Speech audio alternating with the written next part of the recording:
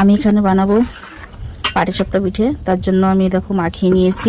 এখানে দিয়েছি গুড়, তারপরে চিনি, লবণ, দুধ, চালের গুঁড়ি আর একটু ময়দা দিয়ে আমি ভালো করে মাখিয়ে নিয়েছি।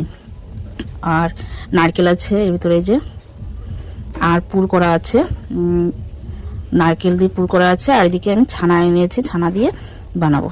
তো এদিকে কড়াই বসিয়ে দিয়েছি। আর ফ্রাই প্যান হলে ভালো হতো, কিন্তু ফ্রাই প্যান কড়াই আমার নেই। যাই হোক, আমার ওই কড়াই নেই, তার জন্য আমি এই কড়াইতেই বানাবো। এই যে মাখানো হয়ে গেছে আর এই যে কড়াই। তো চলো আমি বানিয়ে নিই। সবার খাওয়া হয়ে গেছে, খেয়ে দিয়ে এই কটা আছে। আর আমি যখন বানিয়েছিলাম তখন তোমাদের দেখাতে পারিনি, তখন একাই বানাচ্ছি, একাই ক্যামেরা ধরা সম্ভব হচ্ছিল না, তো তার জন্য দেখাতে পারিনি। আর বানানো হয়ে গেছে। এগুলো না একটু লালটে লালটে হয়েছে, কেন জানো তো?